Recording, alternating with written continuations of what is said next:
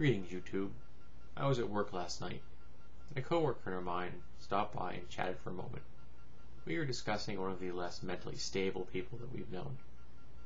And he commented that he was kind of like, that uncle that you had in the family, the one that may have touched you. But the family couldn't get rid of him because, he's a blood relation. And I looked at him and I kind of tried to laugh it off, and I said, I guess I got lucky, I never had an uncle touch me. And he said, go ahead, be honest, let it out, it's okay, and he laughed and walked away. Now, he meant to be funny. Tasteless, but funny. And I thought about it for a couple of minutes.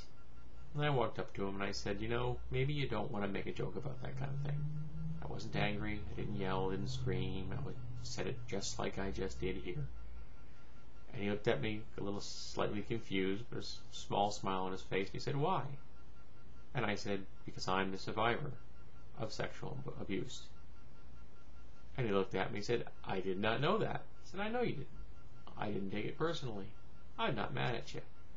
But you might not want to make jokes about things like that. Then I walked away. I spoke to him later on the shift. He's okay, I'm okay. There's no drama.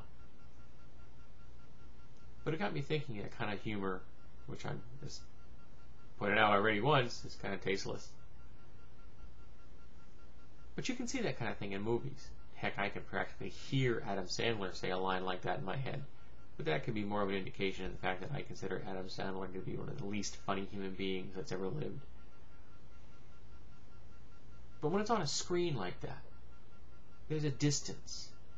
You know that the person on the screen isn't talking to you, or anybody you know. It's just a line in a script written by some goofus who thought he was funny, and said by some actor or actress who thinks they're funny.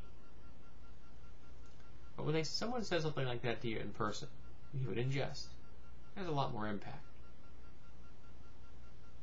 I didn't necessarily want to find myself thinking about that last night, but sometimes these things hit you out of the blue. They blindside you, as it were. And I've been really tired and sore because work has been rather horrendous, and these 10-hour shifts are kicking my butt. But I found myself wandering down the memory lane of my survival of sexual abuse. And I'm okay. I got through it. I've come to grips with it for the most part. I'm sure that there are parts that I haven't dealt with completely yet.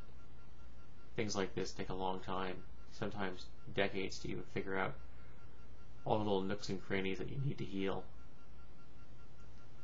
But maybe this guy I work with won't make a joke like that again to somebody that he doesn't know, that it's safe to say that. Maybe even better, he'll decide that there are better things and funnier things he can talk about. And that maybe, just maybe, there are some topics that you shouldn't say in jest to anybody, ever.